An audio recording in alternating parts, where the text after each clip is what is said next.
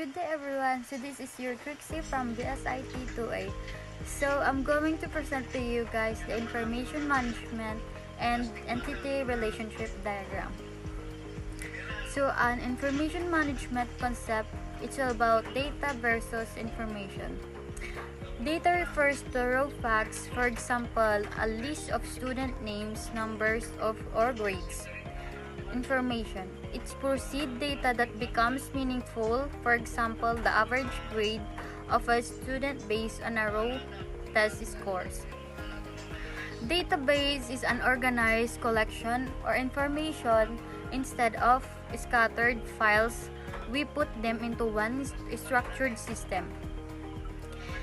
DBMS or Database Management System is the software or use manage this database, like MySQL, Oracle, or Microsoft Access. So why information management important? So the first one is save time and money by keeping records organized. The second one, help decision making by providing accurate information. The third one is prevent errors and confusion caused by organized data. So information management save time, prevent errors, and supporting better decision making. For example, when a business keeps its sale records organized, it can easily check which products are selling the most and plan better. Without proper information management, operation would be messy and slow. So that's a example one of why information management important. So this is from IM to data modeling. So this is the example. Transformation of data information using a data process.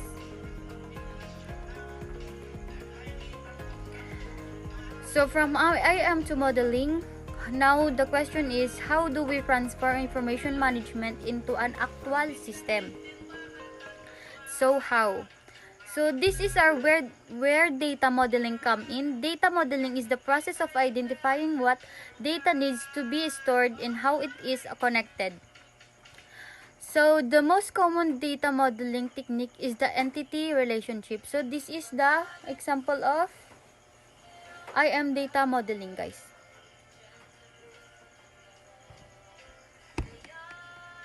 So entity relationship model. So the entity relationship model is a way to visualize how data is related entities. Represent objects such as student, teachers, or course. The attributes is describe the details like student ID or name. Relationship connect the entities such as student enrolling in the course. This make the system easier to understand, become the connected are clear and structured. So, entity relationship model was introduced by Peter Chan in 1976. It is graphical tools for representing real-world object and their relationship in database. So, this is an example of chain symbol. The relationship and cardinality. Relationship enhance link between entities. Correspond or primary key, foreign key, evaluation and related tables. Relationship type, category or relationship, link between entity types, associated between entities. Relationship can be have attributes. This describe features pointing to the association between the entities in the relationship. Two entities can more than one type of relationship between them or multiple. Associative entity, combination or relationship in entity.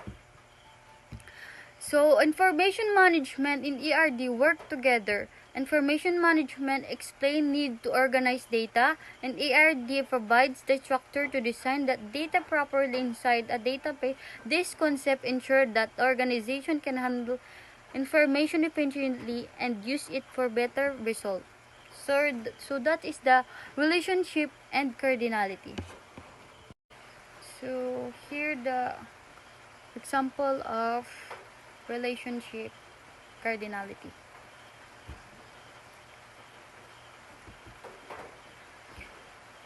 So, the main concept are entity, a person, place, thing, or event we want to store data about. For example, student, teacher, course.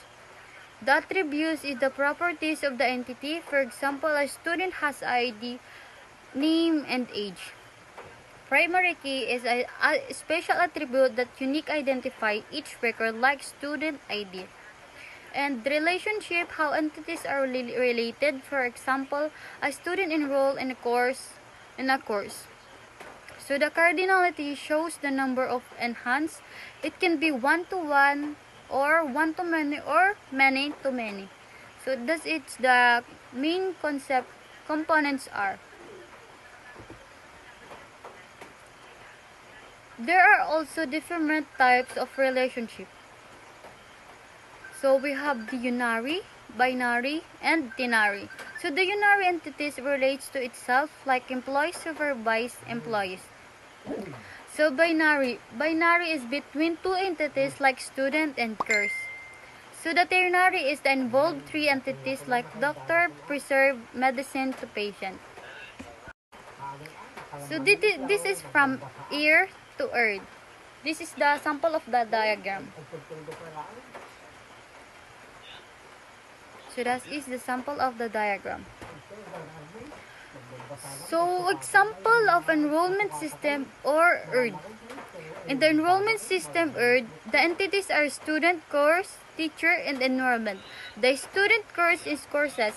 Teachers are assigned to teach courses, and the enrollment entity serve as the bridge that connects the student and course.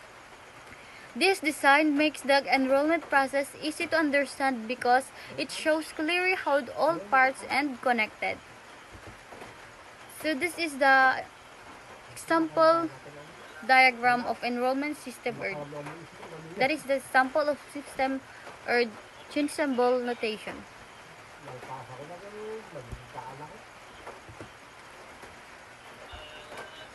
So we have the conclusion. Information management or ERD work together. Information management explains the need to organize data, and ERD provides a structure to design the data properly inside a database. This concept ensure that organization can handle information efficiently and use it for better result.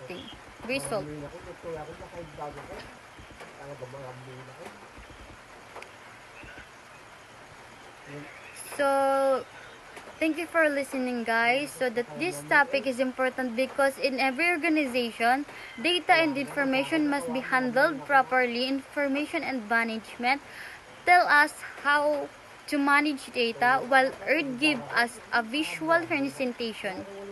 You will see how data moves from being raw information into a structured diagram that can be used to database creation.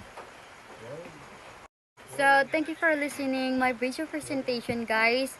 I hope this discussion give us clear idea or how information and ERD transfer data into useful transformation. So, that's the end of my presentation. So, once again, my name is Trixie Cabaal. So, I'm from BSIT to ICE. Thank you, guys.